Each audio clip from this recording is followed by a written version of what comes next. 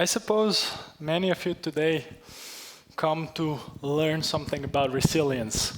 What does it mean and how can we apply it in our daily lives?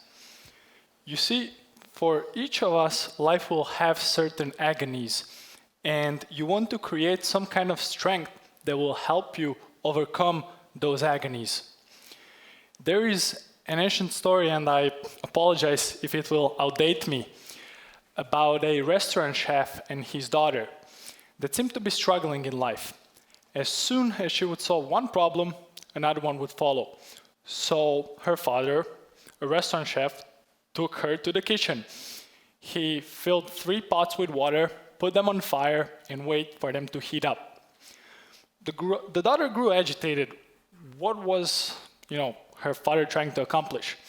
So after the 3 pots have been warmed up enough, he placed an egg in one pot, potato in another, and coffee beans in the third. And after additional 20 minutes, he stopped the fire, put egg on one plate, potato on another, and filled the cup with coffee.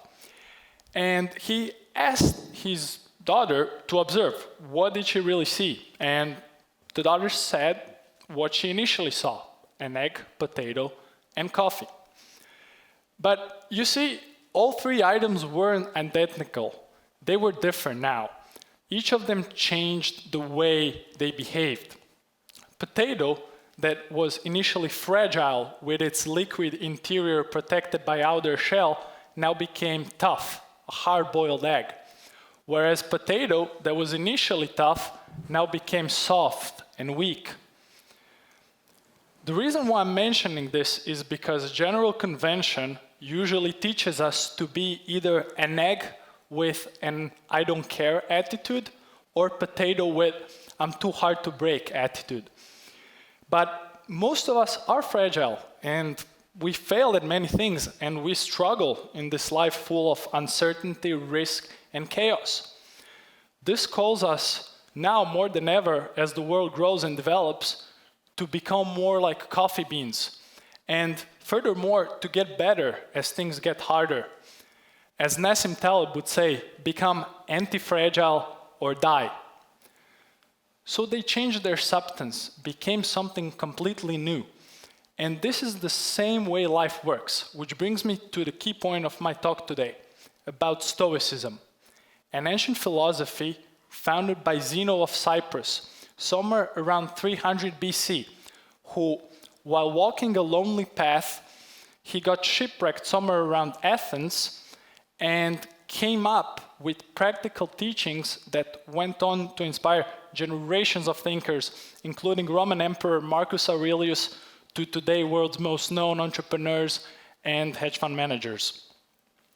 I'm going to touch upon 3 main strategies how you can apply Stoicism in real life and build better resilience. First one is to practice voluntary discomfort. You see, our brain is really hardwired to avoid discomfort so that we can minimize risk, chaos, and uncertainty.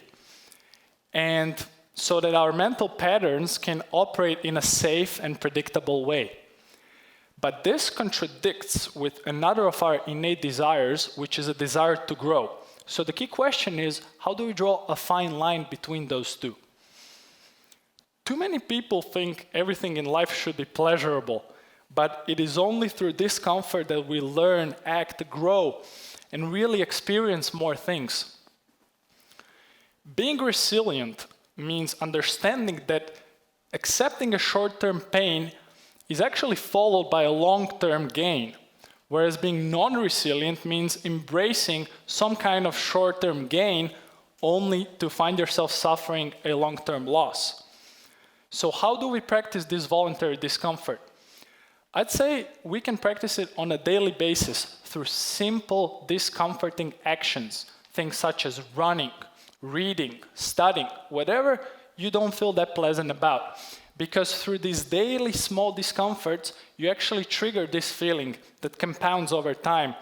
And sooner or later, things will escalate.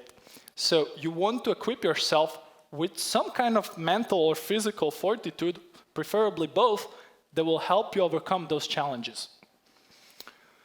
Second strategy is to meditate on your mortality. Now, what does this really mean? It is a story as old as time of people accomplishing their greatest work when realizing they have a limited time to live. Going from music genius Wolfgang Amadeus Mozart to tech icon and entrepreneur Steve Jobs. Now, why is it so that these people accomplish their greatest work when they realize they have a limited time to live? I think it is because our sense of existence is more or less completely messed up, because deep down we all think we are invincible. So we have things like, oh my God, this would never happen to me. Or even better, what I used to say, just trust me what I'm doing on this one, okay? But it's not really how it works. And we think we have more time than we actually do. So we might have a task that takes 4 weeks to complete, and all of a sudden we realize there's only 4 days left. So our predictions get closer with time, and we have a limited time to really do anything. So how do we do this? I think it can be done very simply by recalling ourselves on the shortness of life, just realizing that there's not so much time for anything, because only then we can create an urgency to act. And it is really this necessity that propels men to take any kind of action. Third one is to train your perception. What is perception? Well, perception is just really an interpretation of the world around us that helps us understand how the world works. But because perception is just a mental impression that takes a relative view of things, it is oftentimes wrong. And so what I mean that perception is oftentimes wrong, it means there are so many other views that we can take that gives us so many more insights about the situation. There are two strategies to cope with this. First one is through negative visualization, where we basically imagine negative outcomes, negative possible outcomes of the future to help us manage expectations and understand what we can control. Businesses do it in form of pre-mortems, athletes do it before competition, and many other people do it on a daily basis because it really helps them understand what they can control. More or less, science shows that 80% of your results, and I would argue it's even more, come from 20% of your actions. So once negative situation emerges, you want to make sure you focus only on a handful of variables that you can control, and you want to focus all your effort on them, because that's where the outcomes are going to come from. Second strategy in training your perception is to take the view from the above. What does this really mean? All of us are focused on our individual lives, projects, work, whatever it may be. And that is awesome in terms of effort and dedication. But it's not so awesome when it comes to perspective. You see, because we are so individually focused, whatever happens to us, we take it very personally. And because of that, we react emotionally, which is not so great for resilience. This calls us to take a perspective of a whole, and that means having a sense of giving contribution to something greater than ourselves. Things such as religion, community, friendship, because only by having this contribution of a whole, we can humble perception of our life and understand that anything that happens to us is not really that big of a deal. We can accept it, we can change it, and that is how we become resilient.